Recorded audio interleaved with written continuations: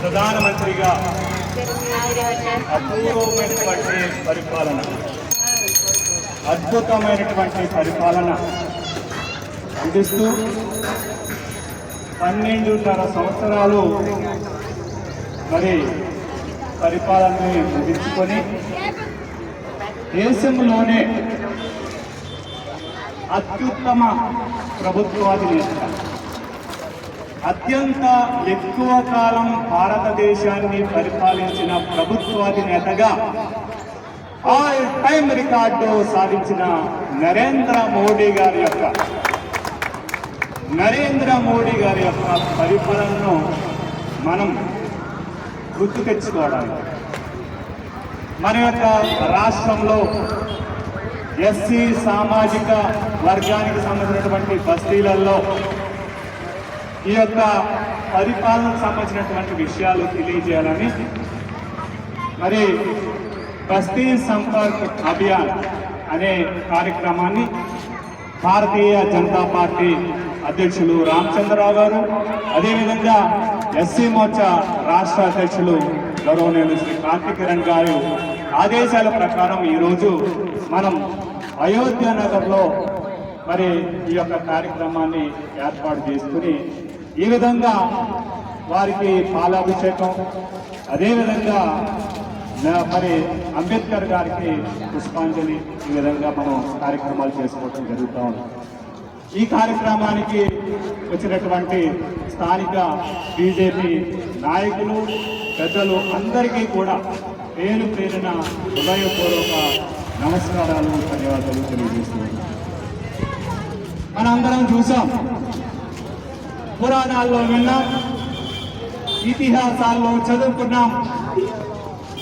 ఎప్పుడైతే లోకంలో మరి దుష్టత్వం పెరుగుతుందో, ఎప్పుడైతే లోకంలో మరి ప్రజలను పీడించే నాయకత్వం, ప్రజలను పీడించే రాక్షసత్వం లోకంలో వస్తుందో వారి కోసం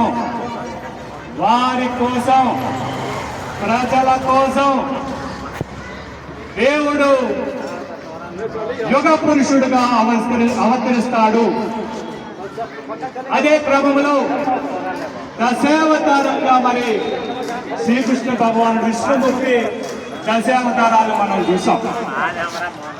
అదేవిధంగా కాంగ్రెస్ పార్టీ యొక్క అవినీతి కోపంలో కూరుకుపోయి దేశం కొట్టుమిట్టాడుతూ ఉంటే, పేదరికంలో విలవిల్లాడిపోతూ ఉంటే, ప్రజలు అభివృద్ధికి నోచుకోలేక, సంక్షేమానికి నోచుకోలేక, మౌలిక వసతులు లేక నానా అవస్థలు పడుతూ ఉంటే యుగ పురుషుడు భారతదేశానికి ప్రధానమంత్రిగా మారాడు. 2014 సంవత్సరంలో వారే ప్రధాని శ్రీ నరేంద్ర మోడీ అనే సందర్భంగా తెలియజేస్తూ ఉన్నారు. ఒకటి కాదు, రెండు కాదు, అనేకమైనటువంటి సంక్షేమ పథకాలు ప్రజలు ఈరోజు అనుభవిస్తున్నారు. అంటే అపూర్వమైనటువంటి మరి పథకాలను తీసుకొచ్చినటువంటి ఘనత శ్రీ నరేంద్ర మోడీ గారు. దేశంలో ఉన్నటువంటి 145 కోట్ల జనాభాలో ఈరోజు 81 కోట్ల మంది ఉచిత రేషన్ తీసుకొని అనుభవిస్తున్నారు. అంటే ఆ ఘనత శ్రీ నరేంద్ర మోడీ గారిని సందర్భంగా తెలియజేస్తూ ఉన్నా. ఇల్లు లేని కుటుంబాలు 4 కోట్ల కుటుంబాలు ఈరోజు వారు ఇల్లు కలిగి ఉన్నారు. అంటే ఆ ఘనత శ్రీ నరేంద్ర మోడీ గారి సందర్భంగా తెలియజేస్తూ ఉన్నా. మరి పొగ ఉండి మహిళలు ఆస్తమా వివిధ రకాలైనటువంటి ఇబ్బందులు పడుతున్నారు. పొగ లేని పొయ్యిని వారికి ఇవ్వాలి. ఉజ్వల యోజన ద్వారా దేశంలో 10 కోట్ల కుటుంబాలకి ఉచిత గ్యాస్ కనెక్షన్ ఇచ్చినటువంటి ఘనత శ్రీ నరేంద్ర మోడీ గారిని ఈ సందర్భంగా తెలియజేస్తుంది. ఇవన్నీ కూడా పేద ప్రజలుగా ఉన్నటువంటి ఎస్సీ సామాజిక వర్గంలోనే అధిక మంది ఉపయోగించుకుంటున్నారు అనడంలో ఎలాంటి సందేహం లేదు. అదేవిధంగా సోదరుడు ప్రవీణ్ గారు చెప్పినట్టుగా నేను విదేశాల్లో అభ్యసించాను విజ్ఞానాన్ని సంపాదించాను, తద్వారా భారత రాజ్యాంగాన్ని రచించాను. నా ప్రజలు కూడా, నా సామాజిక ప్రజలు కూడా మరి ఈ యొక్క డబ్బు లేకుండా ఉండటం వల్ల వాళ్ళు విదేశీ విద్యకు దూరం కాకూడదు అని మరి ప్రధానమంత్రి గారు ఆలోచించి అంబేద్కర్ ఓవర్సీస్ విద్యా నిధి పథకం ద్వారా అనేక మందిని విదేశాలకు పంపించి వారిని చదివిస్తున్నటువంటి సందర్భాన్ని కూడా ఈసారి గుర్తు చేసుకోవాలని సందర్భంగా తెలియజేస్తూ ఉన్నాం. ఇలా చెప్పుకుంటూ పోతే అనేకమైనటువంటి పథకాలు, అపూర్వమైనటువంటి పథకాలు ప్రజా సంక్షేమం గురించి భారత ప్రధాని ప్రవేశపెట్టారు. అంతేకాకుండా మనందరికీ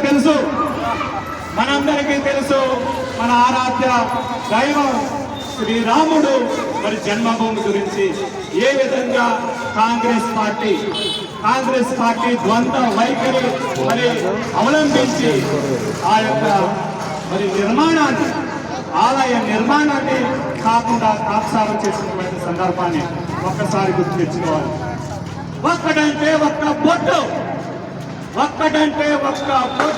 రక్తపు పొట్టు నేలను పడకుండా అద్భుతమైనటువంటి దివ్యమైన భవ్యమైన రామాలయాన్ని నిర్మించినటువంటి ఘనత నరేంద్ర మోడీ గారిని సందర్భంగా తెలియజేస్తూ ఉన్నాం. మరి ఒకే దేశంలో 2 రాజ్యాంగాలు ఉండకూడదు, ఒకే దేశంలో మరి 2 పతాకాలు ఉండకూడదు, 2 ప్రధానులు ఉండకూడదు అని భారతీయ జనసంఘ నుంచి మరి బీజేపీ యొక్క విధానం. భారత ప్రభుత్వం వచ్చిన తర్వాత, బీజేపీ ప్రభుత్వం వచ్చిన తర్వాత ఆర్టికల్ 370ని రద్దు చేసి ఏకీకృత భారత్ మరి ఏర్పాటు చేసినటువంటి ఘనత నరేంద్ర మోడీ గారిని సందర్భంగా తెలియజేస్తున్నాం.